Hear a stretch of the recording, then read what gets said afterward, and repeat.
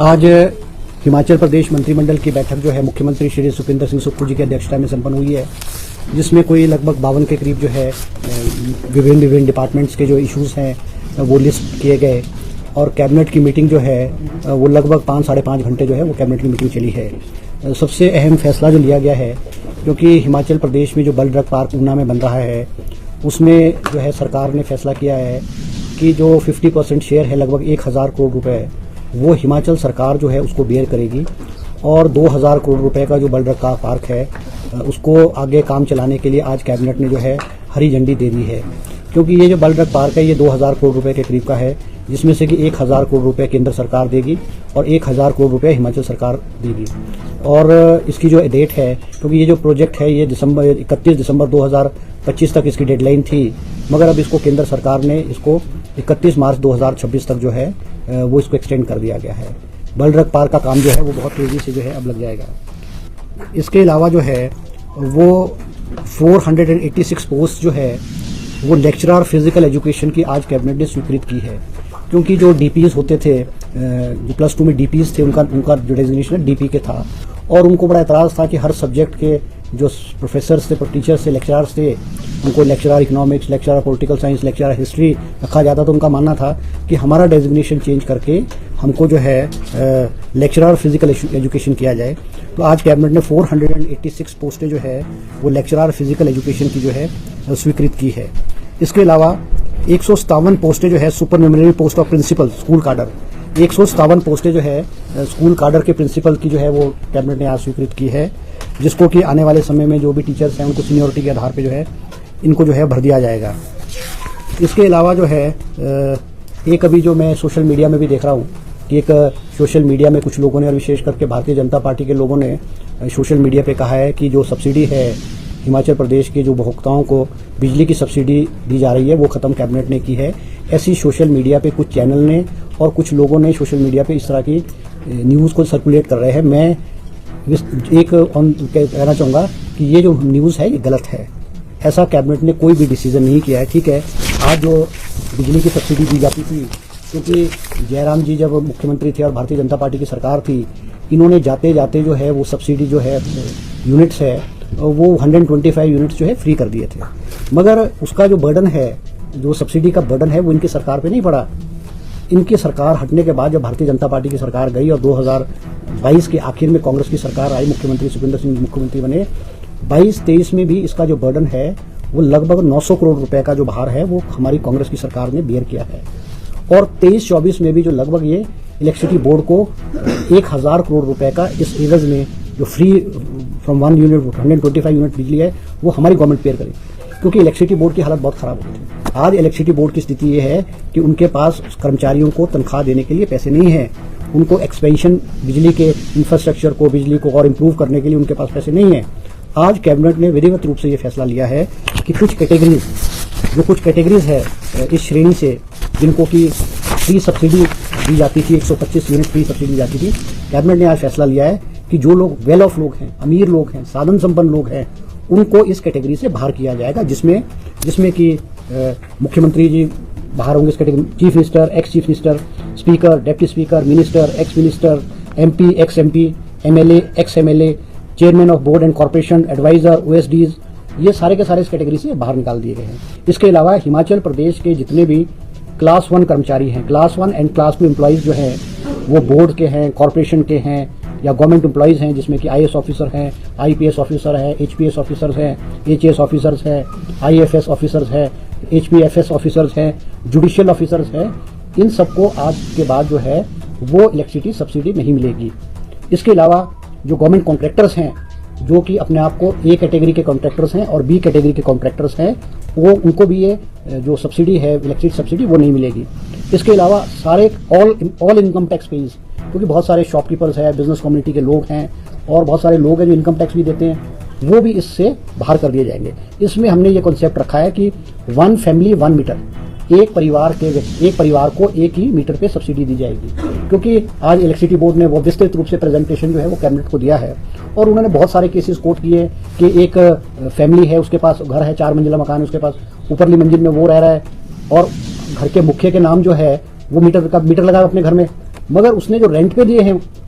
जो फ्लैट्स दिए हैं, उस बिल्डिंग में 3 फ्लैट्स हैं, 4 फ्लैट्स हैं, 6 फ्लैट्स हैं, उस 6 फ्लैट्स में उस मालिक के नाम से ही मीटर लगे हुए हैं,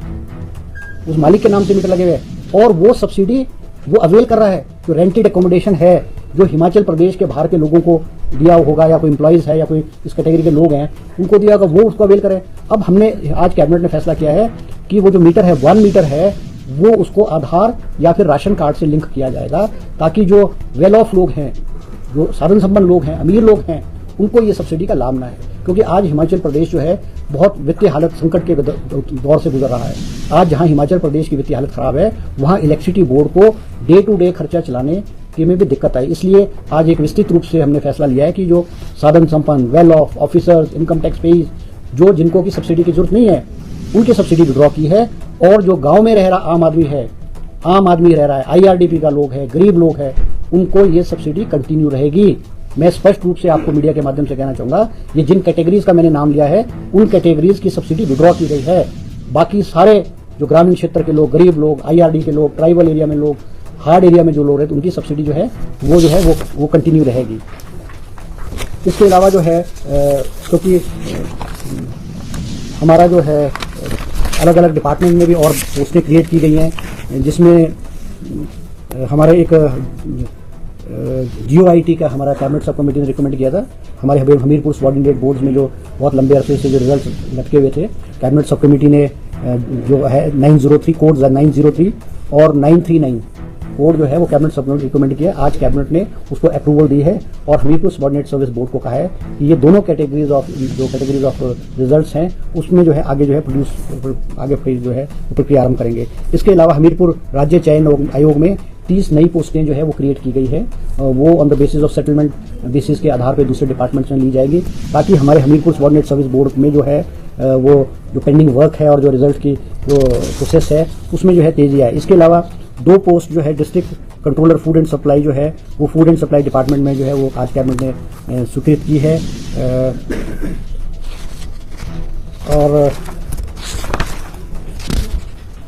और जो है 4 पोस्टें जो हैं वो हमारे डिपार्टमेंट ऑफ कार्डियोलॉजी में है, Radha Krishna government medical college Hamirpur में स्वीकृत की गई हैं। इसके अलावा जो है जो BDO ऑफिस में BDO की जो है हमारे जो कार्डर स्ट्रेंथ है BDOs का वो 96 था, कार्डर पोस्ट BDOs की 96 पोस्ट थी। और बहुत सारी पोस्ट ऐसी थी जो PO DRDA लगता था या और लेवल होते थे। तो ब्लॉक BDO की भी जो है वो नई 27 पोस्टें सैंक्शन की गई है, क्योंकि BDOs का कार्डर 96 पोस्ट का था, अब उसको बढ़ा करके 123 जो है 123 कर दिया गया है, 123 कर दिया गया है। इसके अलावा जो है और 2 पोस्टें जो है हिमाचल प्रदेश सचिवालय में जो है विधि विभाग में विधि अधिकारी अंग्रेजी व 1 पोस्ट विधि अधिकारी इंग्लिश की जो है स्वीकृत की गई है। और इसके अलावा जो विद्या उपासक जो है, क्योंकि EGS में जो है विद्या उपासक लगे हुए थे, 18 लोग हैं, उनको जो है अगेंस्ट द रूल JBT की पोस्ट के अगेंस्ट जो है उनको एडजस्ट जो है वो कर दिया गया है। इसके अलावा जो है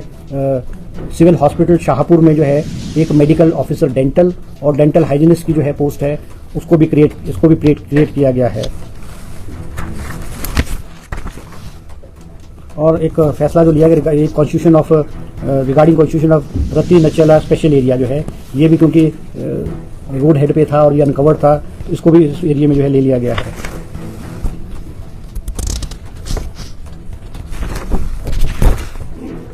बाकी तो कोई ज़्यादा इंपॉर्टेंट इश्यूज नहीं है।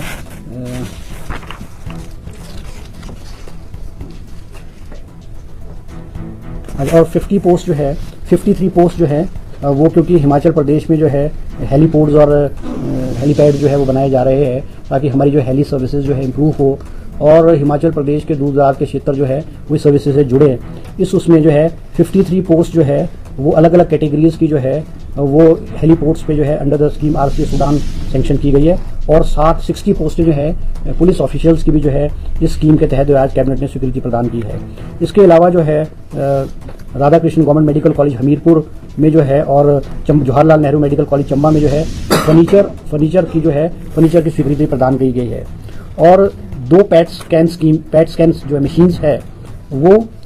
IGMC शिमला और राजेंद्र प्रसाद मेडिकल कॉलेज टांडा के लिए स्वीकृत की गई है। और स्पेक्ट स्कैन मशीन जो है वो IGMC शिमला के लिए स्वीकृत की गई है। ये भी दोनों की जो ये मशीन्स हैं ये विदिन 3 मंथ्स जो है इन हॉस्पिटल में जो है वो जो है इनको स्वीकृत किया जाए। यही कुछ फैसले जो है आज कैबिनेट में जो है दिए।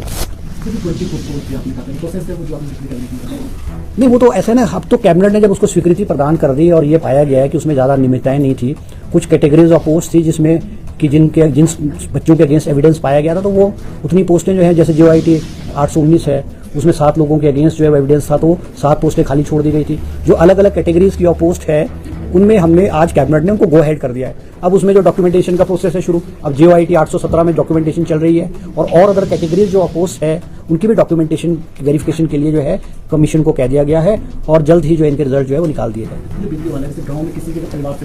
नहीं, देखो मैंने अलग अलग कैटेगरीज का आपको बताया है कि वो राशन कार्ड या आधार कार्ड के साथ मीटर को जोड़ा जाएगा और अगर वो इनकम टैक्स पे ही होगा तो उस कैटेगरी से बाहर हो जाएगा।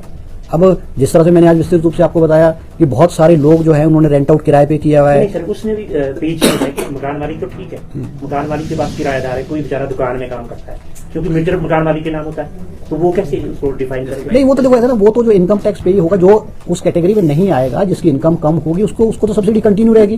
जो इनकम टैक्स पे ही होगा, इनकम टैक्स पे मीन जो इनकम टैक्स डिपार्टमेंट में रिटर्न फाइल करता है उस कैटेगरी में जो भी लोग आएंगे वो मीटर तो मकान मालिक के नाम नहीं, तो मकान मालिक ऐसा ना, मकान मालिक को अब देखो ऐसा ना कि क्योंकि प्रश्न ये है कि 1000 करोड़ रुपया जो है हिमाचल सरकार को इलेक्ट्रिसिटी बोर्ड को देना पड़ता है। अब जो वेल ऑफ लोग हैं, अब हम सरकार ने तो टॉप से सबसे शुरू किया है, मुख्यमंत्री को नहीं होगी, पूर्व मुख्यमंत्री नहीं होगी, मंत्री को नहीं होगी, MLA को नहीं होगी, तो इसमें जो हमने निकाले हैं वो लोग निकाले हैं जो वेल ऑफ लोग हैं, उच्च पदों पर बैठे हुए लोग हैं, उनको हमने इस कैटेगरी से निकाला है। और ये जो कैटेगरी निकली है कोई बहुत बड़ी लार्ज संख्या के लोग नहीं होंगे, एट द मोस्ट 10%, 15% या 20% ऐसे लोग होंगे, मगर 80% लोगों को आज भी हिमाचल प्रदेश में जो सब्सिडी है 125 यूनिट फ्री सब्सिडी वो कंटिन्यू रहेगी। हमने तो ये शुरुआत की है कि जो वेल ऑफ है, मिनिस्टर है, एक्स MLA है, चीफ मिनिस्टर है, OD chairman, vice chairman of board और कॉर्पोरेशन है, IAS ऑफिसर्स हैं, IPS ऑफिसर्स हैं, अब इनकी कैटेगरी चाहिए 20,000 है या 50,000 होंगे, 1 लाख होंगे। पर जो वेल ऑफ लोग हैं जो इस पैसे को, उनको तो सब्सिडी की जरूरत नहीं है, उनको सरकार या इलेक्ट्रिसिटी बोर्ड सब्सिडी क्यों दे? तो ये बातें, इसमें जो गरीब लोग हैं, आम आदमी है, IRDP का व्यक्ति है, क्लास 4 एम्प्लॉय है, क्लास 3 एम्प्लॉय है, वो इस कैटेगरी में नहीं आएंगे, वो इस कैटेगरी में नहीं आएंगे। सर एक बात, सर 300 यूनिट की बिजली देने की बात की, देखो जो हमने कमिटमेंट्स की थी, हमने ये कभी भी नहीं कहा था कि हम फर्स्ट मंथ या फर्स्ट ईयर में इनको पूरी करेंगे। हमने OPS की बात की थी, हमने OPS पहली कैबिनेट मीटिंग में करने की बात की थी, हमने फर्स्ट कैबिनेट मीटिंग में OPS को लागू किया। हमने कहा कि हम हिमाचल प्रदेश की महिलाओं को 1500 रुपए पेंशन देंगे। मुख्यमंत्री जी ने दूसरे बजट में महिलाओं को 1500 रुपए पेंशन जो आरंभ कर दी है। आज हिमाचल प्रदेश की जितनी भी महिलाओं ने फॉर्म भरे, आज उनको 3-3 महीने की 4,500 रुपए के हिसाब से पेंशन मिल चुकी है। ठीक है, हमने जो कमिटमेंट्स की हैं, हमारे जो वायदे किए हैं, हम उनको करेंगे, मगर आज प्रदेश की वित्तीय हालत इस प्रकार की नहीं है कि ये सिस्टम कोलैप्स हो जाए, तो उससे किसी का भला थोड़ी होगा। आज हमको रिसोर्स मोबिलाइजेशन तो करना पड़ेगा। आज हमको उस वर्ग को जिसको जरूरत नहीं है, जो वेल ऑफ है, साधन संपन्न लोग हैं, उनको तो जो ये सब्सिडीज है या फैसिलिटीज है उसे लेकर के हमें गरीब को तो देनी है ना, हमको गरीब को तो कंटिन्यू करना चाहिए। आज हिमाचल प्रदेश में जो ग्रामीण क्षेत्र में लोग हैं, गरीब आदमी हैं, जो साधन संपन्न नहीं है, वो उनको तो कंटिन्यू रहेगी, ठीक है। कितने हैं टैक्स पेयर, तो कितना इससे वित्तीय घाटा कम हो जाएगा हमारा? देखो अब ये तो एक्चुअल हमें नहीं पता कितने टैक्स पेयर है, मगर जो टैक्स पेयर होगा वो वही होगा जो वेल ऑफ होगा। गरीब आदमी तो इनकम टैक्स की रिटर्न फाइल नहीं करता है, वो तो वेल ऑफ आदमी इनकम टैक्स रिटर्न फाइल करता है। अब PWD का 1 लाख का कॉन्ट्रैक्टर या B क्लास का कॉन्ट्रैक्टर जो करोड़ों रुपए के काम साल में करता है, उसको सब्सिडी की क्या जरूरत है? आज पॉलिटिशियनों को, ministers, MLAs, ex-MLAs, chairman, vice chairman, इनको थोड़ी करे। आज तो इस सरकार ने सबसे पहले अपनी बरादरी को बाहर निकाला है, नेताओं को बाहर निकाला है सबसे पहले। तो इसमें उच्च अधिकारी, IAS, IPS, HPS